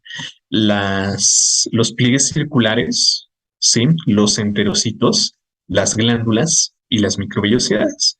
Y vamos a ver que dependiendo de su organización, dependiendo de su posición anatómica, pues van a tener una función diferente. Por eso les decía, no todo el intestino delgado está relacionado con absorción, ¿sí? Para que tengan mucho cuidado con eso. No todo está relacionado con absorción. No todo el intestino grueso va a absorber, ¿sí? Aquí está otra vez, miren, aquí tenemos en un corte histológico un pliegue circular, una evaginación de la submucosa, un enterocito, una célula cilíndrica, una glándula, ¿sí? Que puede tener diferentes funciones, en un momento vamos a ver cuáles, y en la región apical, las microvellosidades. Vamos a ver en un momento qué onda con esto. Ahorita regreso aquí. Bueno, no, de una vez, de una vez. Aquí lo que estamos observando es la primera porción, el duodeno, ¿sí? Y vean que aquí encontramos el esfínter pilórico. Todo esto sería el estómago, nada más que se le hizo se le hizo una sección transversal para que podamos ver este esfínter pilórico. Encontramos las 4 regiones del duodeno, la región vulvar, la descendente, la horizontal y la ascendente, ¿sí? Bueno, entonces este duodeno no tiene ninguna función absortiva, ¿sí? No va a absorber. Este duodeno tiene una función más bien digestiva. Aquí estamos viendo por qué. Ya que veamos a los órganos anexos va a tomar sentido, pero aquí estamos viendo por qué tiene una función digestiva. Entre el duodeno y el yeyuno, o sea, las primeras 2 porciones del intestino delgado, nosotros podemos fijar un límite anatómico entre ambos. O sea, yo puedo decir perfectamente, aquí termina el duodeno y acá empieza el yeyuno. ¿Cómo? Por la flexura duodeno-yeyunal o el ángulo duodeno-yeyunal. ¿Sí? Vean cómo aquí se forma un ángulo bastante agudo entre estas 2 porciones. Aquí es donde termina el duodeno y aquí inicia el yeyuno. Este ángulo o esta flexura duodeno-yeyunal tiene esa forma para evitar que el jugo intestinal avance hacia la siguiente porción del duodeno, perdón, del intestino delgado, ¿sí?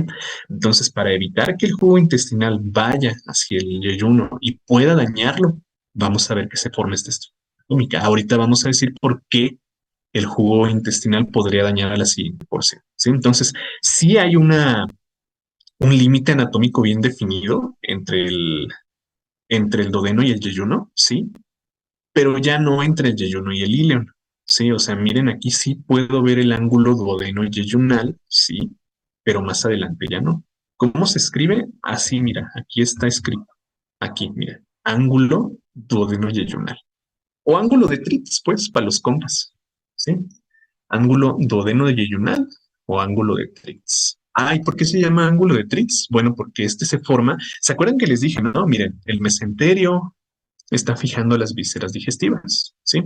El mesenterio, listo. Pero aquí, esta parte que es el duodeno, no está fijo por mesenterio. Entonces, ¿qué lo fija? El músculo de Tritz. Vean que hay un pequeño músculo que se proyecta desde el diafragma y que lo que hace es jalar al duodeno, sí, para fijarlo. Y este músculo de Tritz es el que forma este ángulo duodeno-yeyunal. Por eso también se llama ángulo de Tritz, ¿sí? Entonces, bueno, ese es el nombre. Y cuando saltamos o corremos, el ácido no pasa al yeyuno. No, no debería pasar, porque es como si lo estuvieras, imagínate que le pones aquí una pinza, ¿sí? Para cerrarlos, como si los estuviéramos estrechando. Entonces, no, no va a pasar. Bueno, ahí está. Entonces sí hay una división anatómica perfectamente bien definida entre el duodeno y el yeyuno. Entre el yeyuno y el ileón, no. Ahí sí no podemos decir, ah, mira, aquí termina el yeyuno y aquí empieza el ileón. No, no es posible. Pero sí va a haber por ahí algunas cuestiones morfológicas que nos van a hacer diferenciar uno y otro. Ahorita lo vamos a ver. Si nosotros queremos definir así perfectamente cuál es uno y cuál es otro, podemos recurrir a su histología, ¿sí? Porque vamos a ver que histológicamente el duodeno, el yeyuno y el ileón sí están perfectamente bien diferenciados, ¿sí? Están perfectamente bien diferenciados, ¿sale? Entonces vamos a ver cómo. A ver, el tejido que se encuentra alrededor del intestino grueso y el delgado es el mesenterio, no, peritoneo. Alrededor es el peritoneo. Mira, esto es peritoneo. ¿O te refieres al así como este? Este es mesenterio, este sí, este es peritoneo, ¿sale?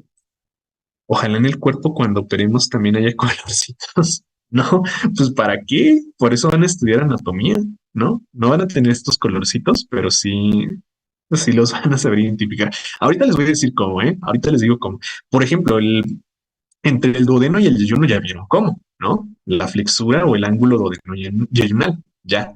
Entre el yeyuno y el ilion, vamos a ver qué onda, ¿sí?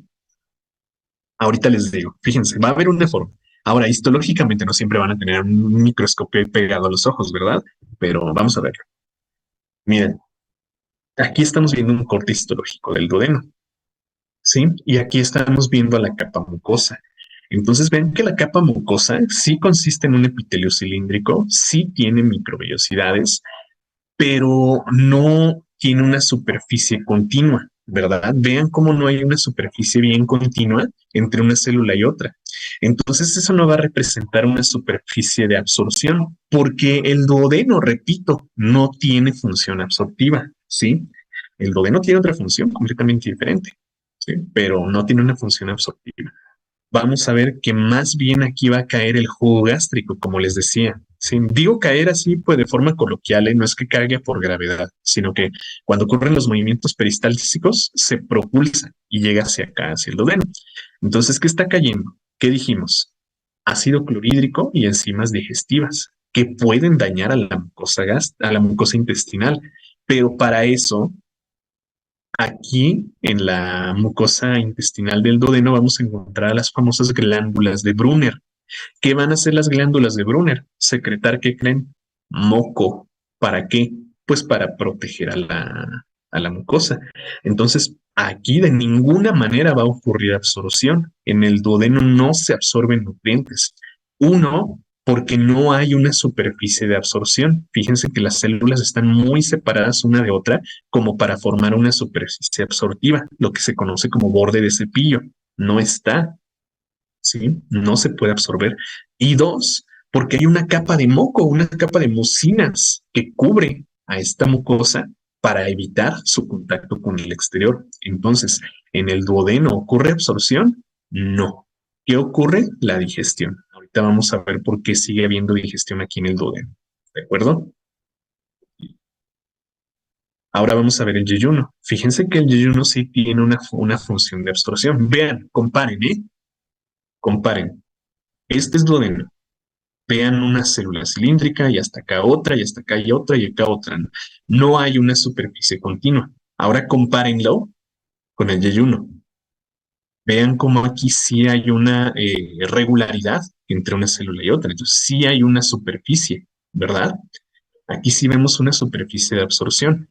Entonces la función del yeyuno, esta sí, aquí sí, sí vamos a poder ver que habrá absorción. En el yeyuno sí. ¿Por qué? Porque ya no hay una capa de mucinas tan prominente y ahora sí hay una superficie regular para absorción. Aquí sí, en todo su paso por el yeyuno, los alimentos van a ir pasando hacia el torrente sanguíneo, porque a propósito, ¿sí? Vean cómo una vellosidad intestinal está muy vascularizada, ¿sí? O sea, pues un pliegue secundario. No estoy hablando de las células, estoy hablando de la vellosidad. Como un pliegue, sí está muy vascularizado, sí, muy, muy vascularizado. ¿Para qué? Para que los nutrientes que entren en contacto con estos enterocitos lleguen directamente a la circulación. Porque recuerden, ¿qué era absorción? ¿A qué se refería o a qué nos referíamos con esto de absorción? Pues al paso de alimentos hacia el torrente. Bueno, el paso de nutrientes hacia el torrente sanguíneo. Exactamente, el paso de nutrientes hacia la sangre.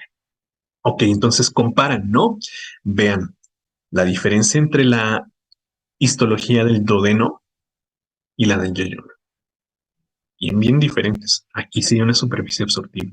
Y bueno, si decíamos que en el duodeno no hay una superficie absortiva, mucho menos aquí en el hilo, ¿sí? Me preguntan, ¿qué son esas cositas amarillas? Ahorita lo voy a explicar, ¿sí? A ver, comparen. Ileón, ¿sí? Con duodeno y yeyuno. Este es todavía más irregular, ¿sí? Mucho, mucho más irregular, podría decir. De hecho, ya la mucosa intestinal casi que no consiste en células cilíndricas, ¿verdad? Son mucho más cortitas, mucho más irregulares y ya no forman una superficie de absorción. De hecho, hay un tejido que salta mucho más a la vista, hay una estructura que salta más a la vista que las propias vellosidades. Miren, vean la capa submucosa del duodeno. Ahí está, capa submucosa. Vean la capa submucosa del yeyuno, ¿sí? Y aquí está la capa submucosa del hilo, ¿verdad? Es bien diferente. Me preguntaban qué son estas cositas amarillas que encontramos aquí. Estas cositas amarillas son nódulos linfáticos, ¿sí? Entonces, esto es lo que caracteriza más bien al íleon, ¿sí? Ya no su mucosa intestinal, ya no las células cilíndricas, más bien la capa submucosa que está completamente infiltrada de células linfoides, ¿sí? Entonces, ¿qué es esto que vemos aquí en la capa submucosa del íleon? Un conjunto de folículos linfoides, de nódulos linfáticos, de ganglios, pues, que se llaman placas de Peyer, ¿sí? A ver, creo que está el nombre, sí, placas de Peyer, ¿sí? Entonces, estos nódulos linfáticos tienen una función inmunológica, una función defensiva, ¿sí? De hecho, hay muchos autores que definen a este íleon como el órgano inmunológico más grande de nuestro cuerpo, ¿sí? El órgano más grande de nuestro cuerpo, el órgano linfoide, perdón, o el órgano inmunológico más grande de nuestro cuerpo. Porque, fíjense, otra vez, el duodeno mide unos 30 centímetros, ¿no? El duodeno mide unos 30 centímetros. El yeyuno mide unos 2 metros, ¿sí? Y el íleon se extiende por unos 4 o 5 metros, ¿sí? Y en toda su extensión vamos a encontrar estos nódulos linfáticos que son las placas de Peyer. ¿Qué es eso de un nódulo linfático? Todas estas granulosidades que vemos aquí, todos estos pequeños puntitos, estos granulitos que vemos, corresponden a células. ¿Y qué células vamos a encontrar aquí? Vamos a encontrar principalmente linfocitos T, linfocitos B vamos a encontrar macrófagos, vamos a encontrar células dendríticas también, ¿sí? Vamos a encontrar neutrófilos, ahí no le puse nombre, pero son los neutrófilos, ¿sí? O sea, pues una gran cantidad de células inmunológicas que van a tener la función de presentación de antígenos. Si recuerdan la clase del domingo pasado, hablamos precisamente de eso, de la presentación de antígenos, ¿sí? O sea, la estimulación de los linfocitos T y los linfocitos B por parte de una célula dendrítica. Entonces, una célula dendrítica, como lo dice su nombre, es capaz de formar proyecciones de membrana, dendritas, que salen hacia la capa mucosa, ¿sí? Capturan un microbio. Vamos a decir que capturan por acá un microbio, porque recuerden, ¿eh? La vía digestiva es una de las principales puertas de entrada junto con la vía respiratoria, ¿sí? Entonces están entrando alimentos, pero también pueden entrar patógenos. Entonces, estas células dendríticas proyectan a su membrana hacia la capa mucosa y pueden capturar estos microbios para posteriormente presentárselos a un linfocito T o a un linfocito B y desencadenar sea cual sea su mecanismo de defensa. Por ejemplo, un linfocito T, la citotoxicidad, ¿sí? O un linfocito B, la secreción de anticuerpos. Y de esta manera poder defender mucho más eficientemente a nuestra vía digestiva, ¿sí? Entonces, por eso les decía al inicio, chicos, que el ileón del intestino delgado se define como únicamente la unión entre el intestino delgado y el intestino grueso, pero como podemos ver por su histología, tiene una función mucho más importante que simplemente conectar, ¿sí? Tiene una función inmunológica que es la presentación de antígenos para, pues precisamente, desarrollar mecanismos de reserva mucho más eficientes contra patógenos que pudieran haber llegado hasta aquí, las famosas enterobacterias, ¿sí? Entonces, bueno, ¿qué función tiene el ilion? De acuerdo a su histología, una función inmunológica, ¿sí? En el ilion es el que absorbe cloro y secreta bicarbonato. No, sería el duodeno, ¿sí? El que secreta el bicarbonato es el duodeno. Ahorita les explico por qué. Ok, entonces ya de acuerdo a la histología, vamos a repasar qué función tiene el duodeno. Continuar la digestión. ¿Qué función tiene el yeyuno? Este sí, absorción. ¿Qué función tiene el ileón? Defensiva. ¿Sale? Bueno, me falta hablarles mucho todavía sobre el duodeno, ¿eh? Así que todavía no terminamos. Ahorita van a entender por qué digo que el duodeno tiene esa función de digestión. ¿Sale? Entonces vamos a la siguiente porción. Antes. ¿Se acuerdan que les dije? No hay un límite anatómico definido entre el yeyuno y el ileón, pero por su morfología sí lo podemos distinguir, ¿verdad? Bueno, miren, mm, no es como que vayan a abrirle las tripas a sus pacientes y andar viendo, este tiene mucosidad, perdón, este tiene vellosidades y este no, ¿verdad? Pero fíjense que el mesenterio sí les va a dar más o menos una idea, ¿sí? De cuál es el duodeno y de cuál es el yeyuno y cuál es el ileón, ¿sí? Este sería yeyuno y este sería ileón. Primero por sus vellosidades, ¿sí? Por sus vellosidades podemos definir que este es ileón, ¿sí? Porque acá perdón, yeyuno, Yeyuno, quise decir yeyuno. Y acá en el ileón no encontramos mucosidades, más bien encontramos estas pequeñas protuberancias. Espera, déjenme hacer un aumento. Así como estos pequeños granitos, estas pequeñas protuberancias que corresponden a las placas de Peyer, ¿sí? Aquí ya no encontramos las clásicas vellosidades del yeyuno para absorción, ¿sí? Pero lo que nos da la idea definitiva es la vascularización del mesenterio, ¿sí? Vean la profusa vascularización que recibe el mesenterio de una arteria, perdón, de calibre bastante considerable y con ramificaciones directas, ¿sí? Vean cómo se va ramificando hasta la capa mucosa y compárenla con la del ilion. Sí recibe irrigación, obviamente, ¿verdad? Pero de vasos ya más delgaditos. ¿Por qué? Pues porque la función de aquí no es la absorción. Aquí no tienen que pasar nutrientes. Acá sí. Por eso la arteria mesentérica envía ramas que son bastante gruesas. Acá ya no. ¿Sí?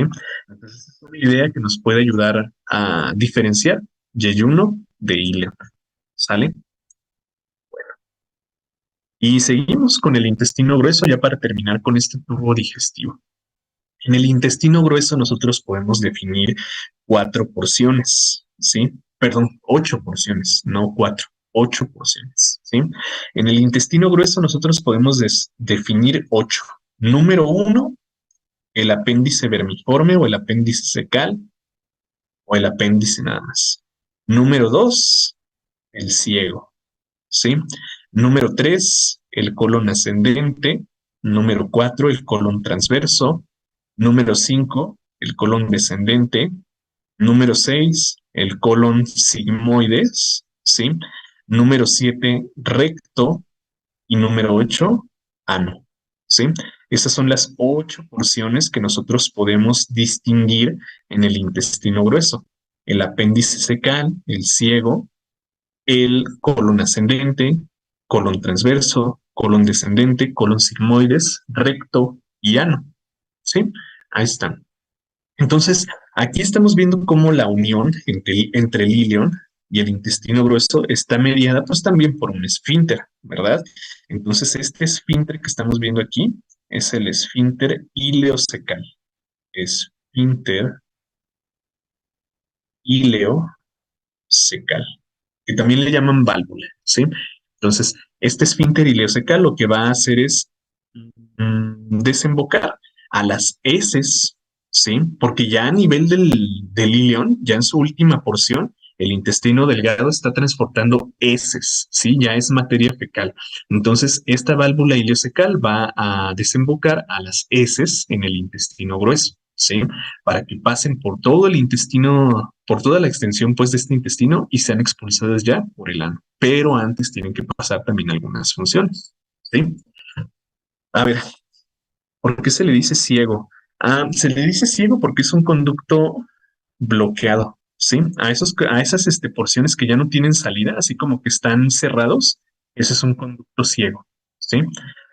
Si ves que un conducto está cerrado, está ciego, ¿sí? Por ejemplo, el apéndice, ¿no? También por acá vamos a ver que en su última porción está cerrado, ya no se continúa. Entonces es un conducto ciego, ¿sí? Por esto se le llama ciego, porque ya no hay continuación, ¿sí? Más bien se continúa hacia acá, ¿sale?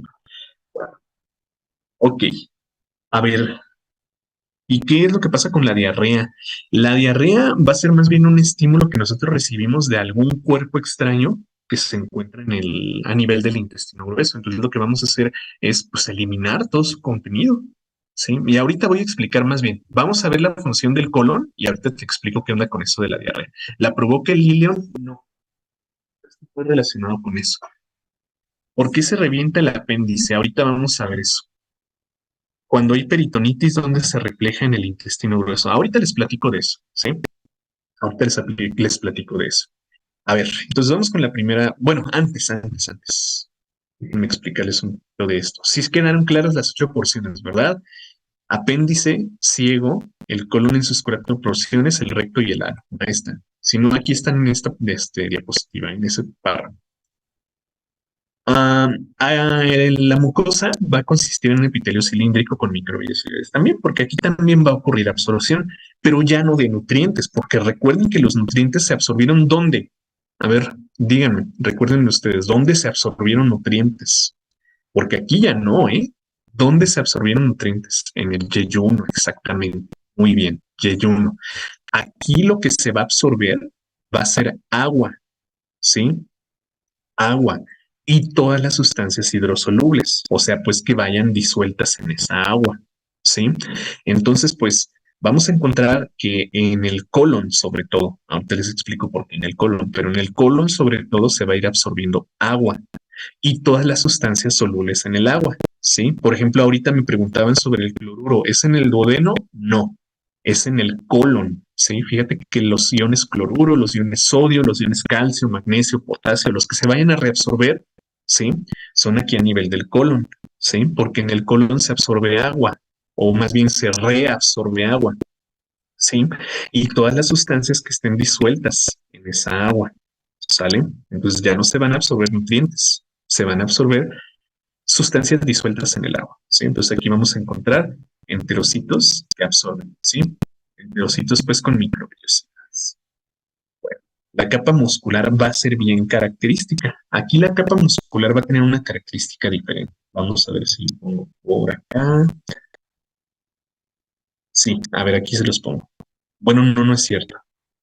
A ver, la capa muscular va a tener más bien las mismas orientaciones, ¿sí? Pero van a tener una característica diferente. Tenemos también capas longitudinales, haces longitudinales, nada más que estas se van a fusionar en solo tres, ¿sí? O sea, no es que haya nada más tres fibras, sino que todas se unen para formar tres haces gruesos que se llaman tenias. Ahorita se las voy a mostrar.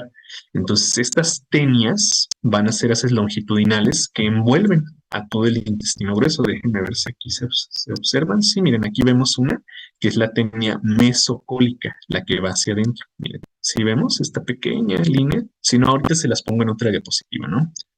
Otra, los haces circulares, porque se acuerdan que hay longitudinales, oblicuos y circulares, ¿no? Los haces circulares van a tener una contracción bastante profunda y esos haces circulares van a formar a las austras. Si ven que el intestino grueso tiene una morfología bien característica, ¿no? Que tiene como estas curvitas, como estas bolsitas. Entonces, cada una de estas bolsitas, ¿sí? Es una austra. Y vean cómo se forman por la contracción profunda de ahora los haces transversales, ¿verdad? Miren, recuerden, estos son los haces longitudinales, estos. Y estos que estamos viendo así transversales, pues son los haces transversales o circulares. La contracción tan potente y tan profunda de estos haces transversales divide al intestino grueso entre unas 20 a unas 30 austras, ¿sí? ¿Qué es eso de una austra? Es como esta bolsita. Por ejemplo, miren, a ver, este que les voy a resaltar aquí es el ciego. Y el ciego es la primera austra. Esta, miren. Esta primera bolsita es el ciego. Y esta es una austra. Esta bolsita es otra. Y esta es otra austra. ¿Sí? Entonces estas son las austras. Y las austras, repito, se forman por la contracción profunda, la contracción potente de los haces circulares. ¿Sí? Entonces, ¿para qué van a hacer esos haces circulares? Para movilizar a las heces que están cayendo aquí, ¿sí? A través de todo el intestino grueso. Repito, en el intestino delgado se formaron heces, ¿sí? Y estas heces van a ir viajando por todo el intestino grueso. ¿Para qué? Para que por todo el colon se vaya reabsorbiendo agua, ¿de acuerdo? Bueno, entonces esas son diferencias bien marcadas entre el intestino grueso y el intestino delgado. Y aquí están, bien, apéndices omentales, las tenias del colon, las austras. A ver, por aquí nos hacen una pregunta. ¿Cuál es el órgano encargado de la absorción de agua, iones y vitaminas? Bueno, si se trata de agua, es el intestino grueso. Iones, obviamente hidrosolubles, y vitaminas, pues también hidrosolubles, no las liposolubles. ¿Sale? Bueno, ok. Ok, vamos con la primera porción, el ciego y el apéndice. ¿Sí? Ciego y apéndice. Dijimos que el ciego es la primera austra, esta que vemos aquí, esta. Esto es el ciego. Y el apéndice es una pequeña proyección muscular de esa austra. ¿Sí? Entonces el ciego está encargado simplemente de recibir a la materia fecal, ¿sí? Que viene del intestino delgado, porque recuerden, en el intestino delgado se absorbieron todos los nutrientes. ¿Qué nos queda? Pues ya lo que no se pudo absorber. Heces, materia fecal, pues. Y esa materia fecal va a ir desembocando aquí, en el ciego. Entonces el ciego tiene la función de recibir a esa materia fecal. Luego, el apéndice, vean, aquí se ven bien claramente ahora sí, ¿no? Las tenias. Esta es una tenia, esta es una tenia y esta es otra tenia.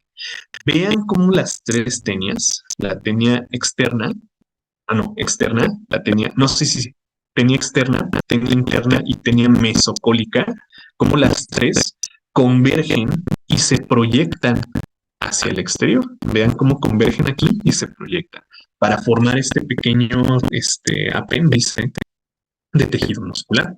Entonces, este apéndice se va a proyectar hacia el exterior y pues tiene una función bien específica, porque no se vayan a creer ese mito de que el apéndice no sirve para nada, porque sí sirve muchísimo, ¿eh? Tiene una función bien específica. A ver, ustedes mismos véanlo.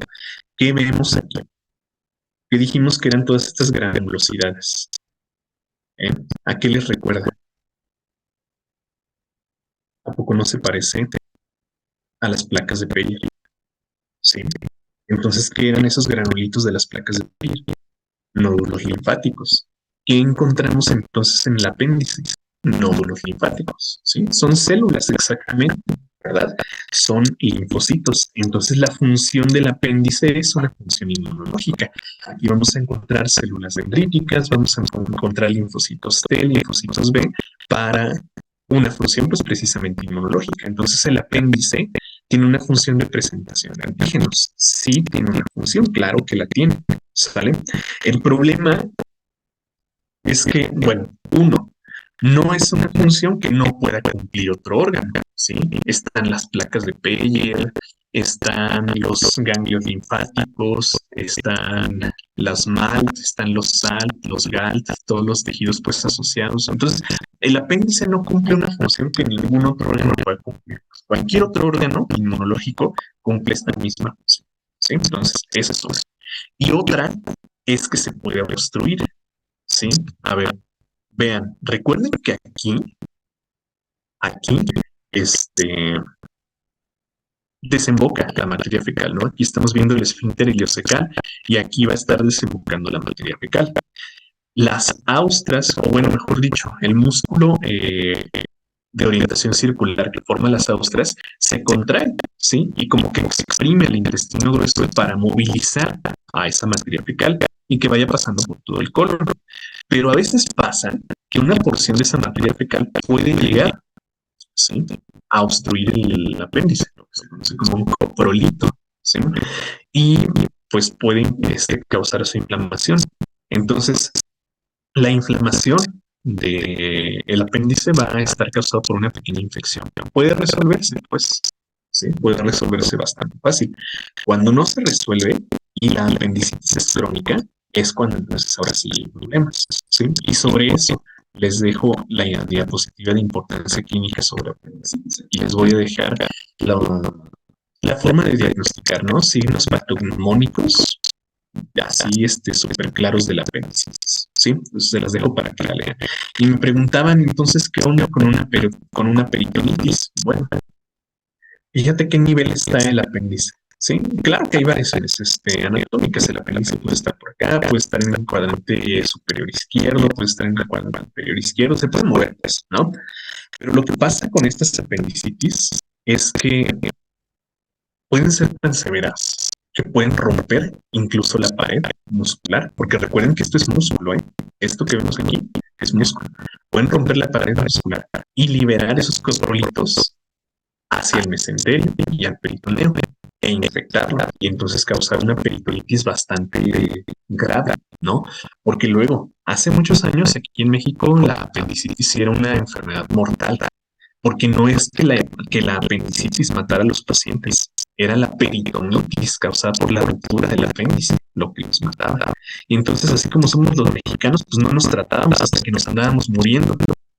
Y ya que ocurría la ya que ocurría la peritonitis, pues era bien difícil tratarla y pues ocurrió el choque séptico y pues bueno, ya no había forma de salir de ahí. Ya no pasa porque lo podemos diagnosticar bien fácil. Y bueno, le repito, aquí está la diapositiva de importancia clínica para que la lean y se sepan. Bueno, vamos con la siguiente porción, que es el colon. Dijimos que tiene 4 porciones: la ascendente, transversa, descendente y sigmoidea o sigmoides, ¿sí?